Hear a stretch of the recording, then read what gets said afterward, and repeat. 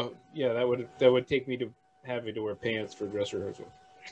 Speaking of dress rehearsals, I am not wearing a Snuggie. This is a sweatshirt. I just want to put that out there.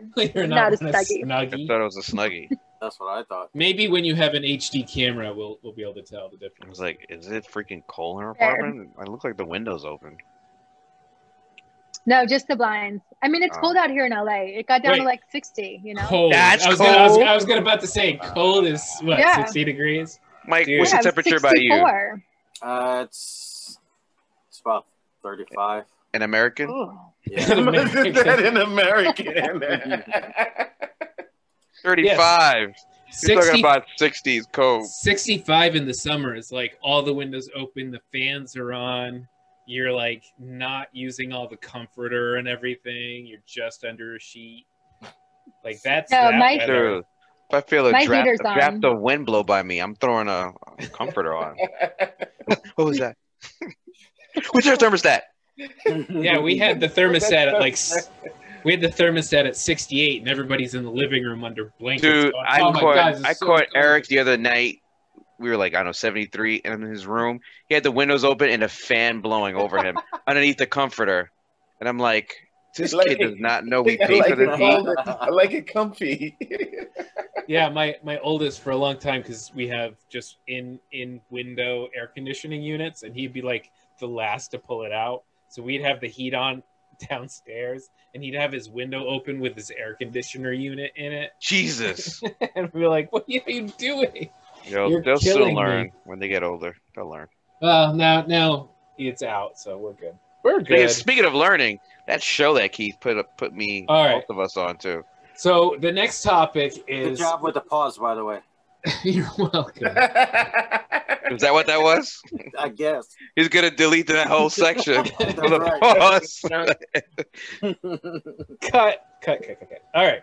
So the other day, Keith landed on chat with this like, holy shit, guys, are you guys watching Gangs of London? So after much yelling about it online, we did. Some of us watched it, I'm sure.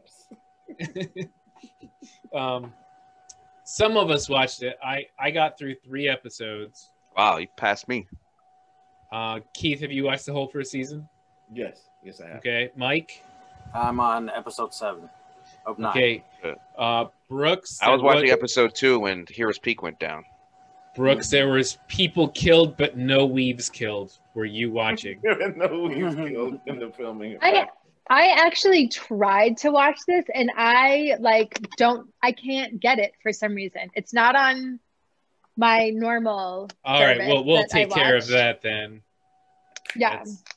All right. So Gangs of London is a UK drama, action crime drama. Tells the story of London being torn apart by the turbulent power struggles of its international gangs and the sudden power vacuum that's created when the head of London's most powerful crime family is assassinated and his son takes over. Now, this is a series, about 9 episodes, created by Gareth Evans, who made the Raid action movies. Yeah, my dude. Okay, Just now the second one. I He didn't did do the not. first Raid 2. But he was behind Raid 1 also. He may have Yeah. written the script for Raid 1. Yeah, he wrote. It was a The good script. only actor I recognized, I did recognize another sub actor, but the only main actor I recognized was Comini, and For Brian. everybody would recognize him from something because he's been in 131 different items on IMDb. Hold on, is that the guy who played the father who gets He killed plays first episode? he plays the Finn, main right. guy, the father who gets killed after. Yeah, he's in a lot of. He's only in it for like 10 seconds in the first He's episode. Chief O'Brien from Star Trek. Next But to yeah, Deep and a bunch Space of other- Nine, Mhm. Under Siege, Con Air. He's Wait, a but you man didn't- in You everything. didn't recognize his wife either?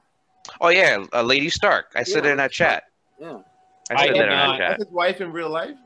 No. No, On the show, I mean. on the show. The only other person I recognized off the bat was the guy who played Filch in the Harry Potter movies. Who? The guy at the game machine in the bar. Oh, I don't know. All right, never mind. There's a few other international actors that are of Middle Eastern origin that I've recognized in like 24, or where they played the bad Middle Eastern terrorist, whatever. Unfortunately, I mean, it is what it is. But So I now did they recognize. now they play the bad London Yeah, not terrorists. They're just gang organized members. criminal instead of yeah. So, interesting. The show is extremely violent. Just put it out there. It is. I mean, it is. But it's great action type violence. It's not just like torture violence. You know, it's. I'm actually gonna pass it over to Keith. He's gonna tell us. Although there is some torture violence. There is some torture violence.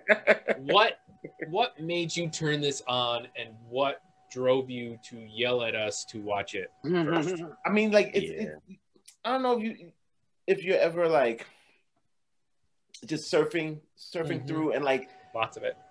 There's a title that like kind of like it catches your eye, but you never fully follow through.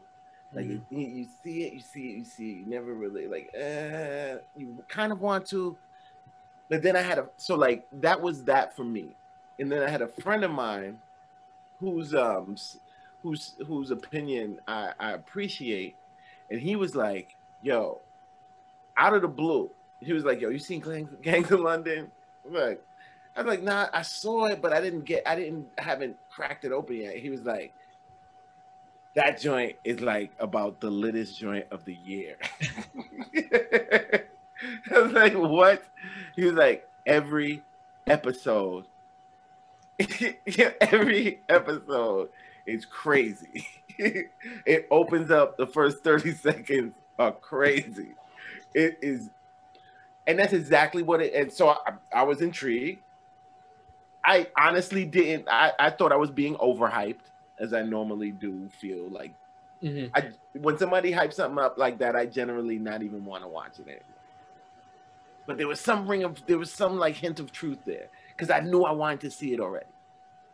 So I opened it up, and no lie, like the first minute of cinematic death, like it was like it was like, oh, this is gonna be one of those like gangster art films. A gangster art film? Basically. If you saw the first scene, you'd know exactly what I was talking about. Like, like this person got killed so very like cinematically. Like it was. They put a lot of effort into not just being violent, but the way it's shot. The way the camera moves. Yeah, it reminded me of like Chris Nolan in The Dark Knight. The way they were shooting, the way it's lit. It's not just random violence. Like it's actually like the violence is very intense, but like it's the way it's shot. Like, like there's it's violence with an art twist. Yeah, everything is very purposeful, and very calculated.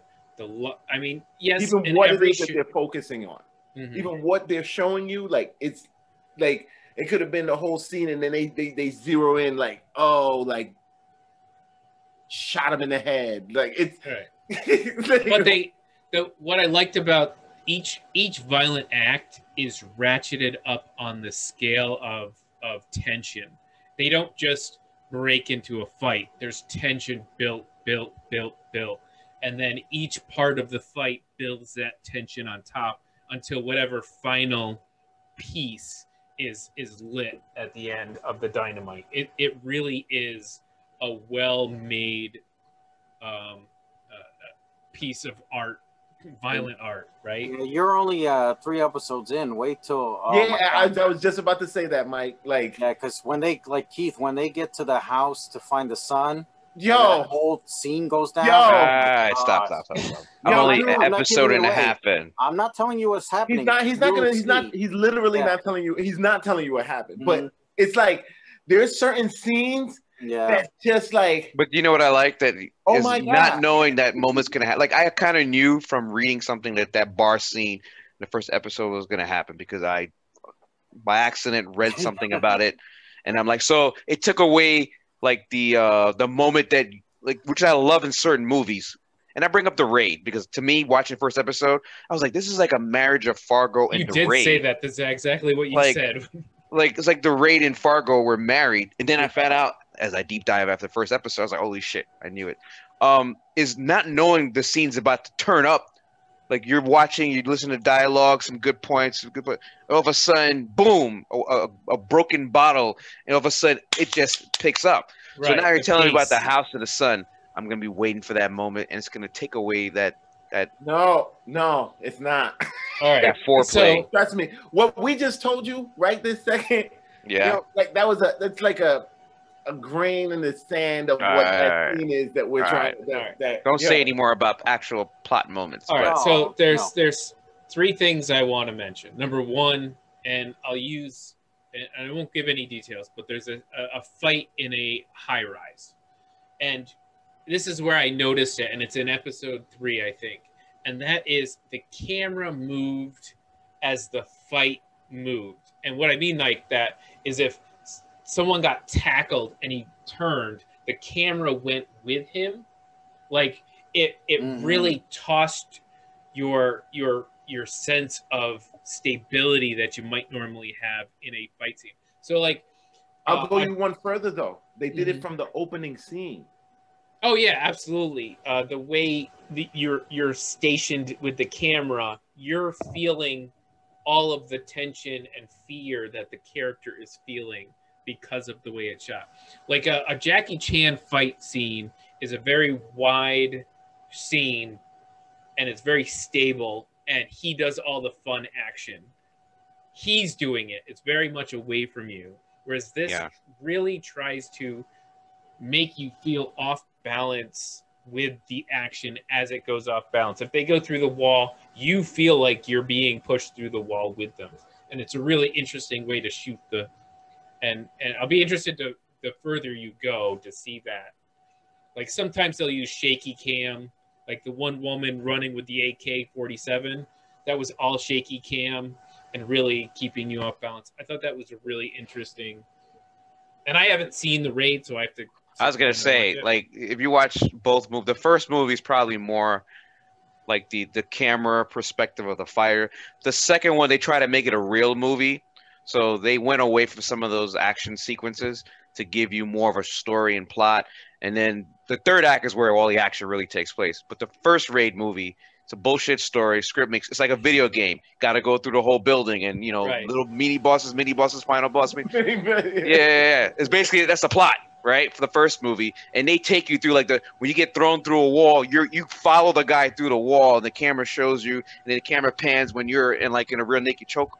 That's what it sounds like, and I haven't seen the rest of Gangs of London yet, but it sounds like he's going back to the original raid to take some cues from that one. It's definitely high. There's a high degree of that kind of shooting, but there's also like.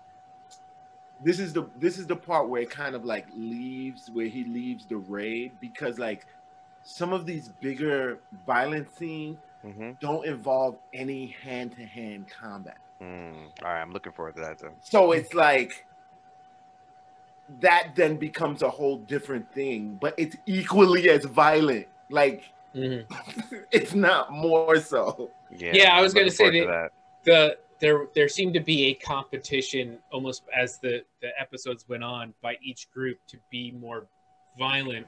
But the most violent thing I saw did not involve hurting a person, and that was at the airport. And I'll let James discover that. Yeah.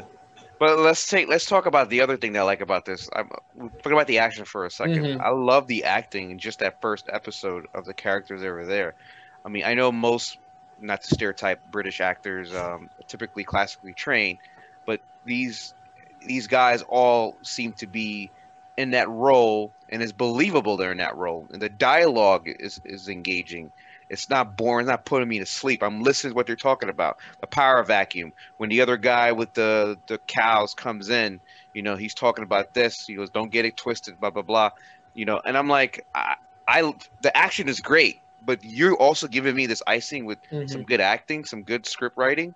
The story gets so good. Yeah, storytelling is great. The acting is great. Like There's a Yeah, lot Brooks, of you have to watch this, Brooks. there's You know, just and enough. I am You really. could I'm even dying wait. to watch it. You can wait and watch it with your boyfriend to get his opinion too. Oh, there he are would enough- He love wants to watch it too. He He will wants love to. it. He Yeah. will We love it. literally spent like will half love an it. hour trying to figure out how to get it on. You don't have Heroes I- Peak? All right. Well, we'll No, figure that it's out just offline. before her. So, But okay. actually, you know what? Maybe since she moved, I don't know. She might not have. All right, No, Mike. I didn't see it anymore. What is your thought Yeah, so since- far So- on? Yeah, overall good show. There's enough twists and turns in the plot to make you go, oh wow, I wasn't expecting that. Right? Action is great. The only issue I have, which is basically, I think overall, an issue with the violence in media, in fiction today, is it getting to be too much where we're desensitizing people where we shouldn't be? I know it's like a big moral question for me. Like, it almost seemed like sometimes it was too much. Well, I guess Or we showing- have to talk. That brings up. I think we could probably at some point talk about this. We did talk about like gun violence at one point on the show, Yeah. way back when. After But- John Wick 3 or whatever. But like the that brings up the talk of video games and realistic video game violence and Yeah, movie that's what- violence and No, yeah, I don't want to get into a big discussion. I'm just saying it raised a question for me, like something. Did that draw back from your enjoyment of the show? No, I Okay. definitely still enjoyed the show. All right. no, So- Mike likes the violence. That's That's, the what he's problem. saying. He likes it too much. Yeah. I don't know, man. I grew up in movies like this in the 90s. No, you didn't. I know. No. No, you Wait didn't. till you Oh. wait when you get No, later you on. didn't. I think some of it will make you go, "Is this?" Yeah, too you much? watch that whole joint. You ain't grow up with stuff like that. Well, no, maybe the horror movies I used to watch a lot, like the indie horror movies that were. I think there's a difference in the way, number one, it's filmed and the way it's ratcheted up. So, like Yeah. when we were kids, Rambo stood at 20 feet with a bow and arrow and blew a guy up with an arrow, and like that was really violent. When actually, like the worst thing that happened to him in that movie was he was on a rack and he was electrocuted, but you didn't really see. You didn't Yeah. see this interpersonal violence the same way. You didn't see guys being revenge to the point where No. they're Go just ahead, Chris. Sorry. beating a guy's head into a pavement. Yeah. So, like for me, it was some of the deaths in the show. For me, it was like, well, you could have filmed that in a way like where you know he's going to be dead or he's dead, but it wasn't necessary to see like brain matter, for example. You know what I mean? Yeah, like, hey, but when they say like chaos is a ladder, like once we've consumed something, it generally doesn't. It doesn't have the same impact, the same thing coming Yeah. at you again. So you got to ratchet it up. So this is where we are. We can't even blame like this time period. Really, No. John Wayne and what you call it with the pea shooters and the shootouts at dawn, like they had to move up from there. Yeah, oh, yeah. And then you had to move up. I get You that. had to move up. Don't you guys remember Saving Private Ryan and how Yeah, realistic no. it is? Pretty, That's about the only war movie that I really appreciate. But you also have to like think And of what Full Metal Jacket. think of what we won't do. Like think of John Wick, the idea that someone killed his dog, that they didn't even show that them beat the dog to death. They showed Right. John Wick murder like 70 people with pencils Oh, and hope knives, Mookie and real tight guns. there. but they would didn't show not the dog dying. they would not show the dog die. They won't show a dog get hit by a car. They won't show that kind of. Isn't that such a weird what people will accept and not accept? I'll do you one more. It actually used to be a no-no. Like you wouldn't see children actually like. You might see it like, okay, a child dies, but you're talking about actual see a child dead on Mhm. you wouldn't see Right. that. That's another hurdle that's been jumped. yeah. Mm-hmm. Yeah, There's a show that that Serena just told me she watched last weekend that she couldn't sleep. Something about saving Megan, whatever it is, a girl who was kidnapped and she says a very graphic, brutal rape scene in that movie that was above and beyond, like, and that's a Netflix show, so it's like we were already taking a lot of this stuff that you normally wouldn't see before. What was that Right, Jodie but Foster the question is, movie should we be? that was basically one of the first? She was like 16 when she filmed it. I'd have to look it up, but it's like one of those where they got violent, and against some younger kids, and those. Yeah, I was a young kid. I'm trying to remember what movie it was in. Those things like Keith said, they just get rolled over. You get one that's slightly more violent, so the next one gets more and more. But you I think have to keep people captivated. What's good about this movie, like we were saying, is that there is a storyline. It doesn't feel like violent for violent. It doesn't feel like you're supposed to treat anyone like a hero. Part of the issue with like a John Wick is you're like, I want to be John Wick. I want to be part of that where I'm the tough guy. You don't want to be in this world. Not at all. Nobody is safe. Nobody's above getting hurt.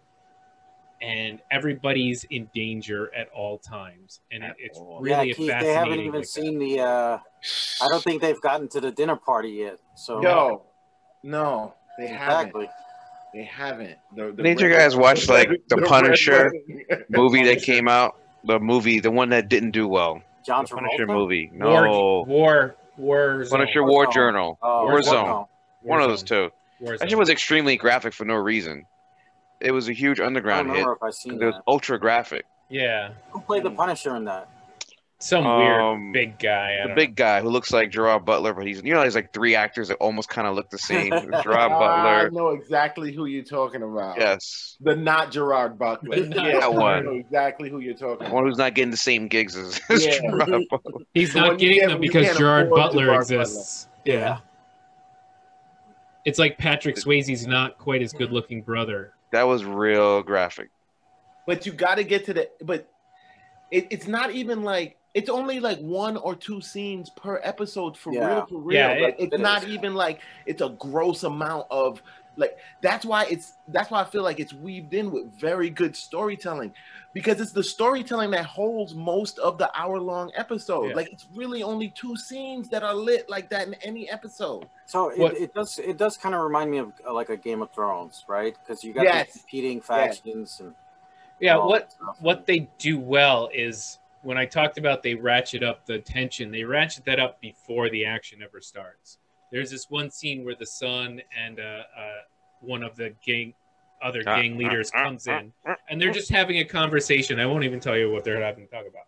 But the way they talk to each other and go back and forth, each time you're going, okay, so he's now taking control. And then it goes like, as the conversation goes, the other guy feels like he's taking control. And so there's this ratcheting up of tension through the conversation. I like that. So, and nobody... That's good. That's good writing, script writing. Forget about the action part. I'm very much impressed with a whole mess of things around the show. Mm-hmm. Like, sometimes you'll like something, like I like John Wick really for action's sake, like... It was a cool storyline, but it wasn't really the storyline that really captivated me about the first John Wick. Like, it was the exciting action. Mm-hmm. It's very rare that you can marry it's a great movie and there's great action and like it's or show whatever. But like I can't wait. I actually want to have another conversation once you guys see more of it, because what we're I got some time off this week. I'll catch up. Nothing. I'll catch up this week.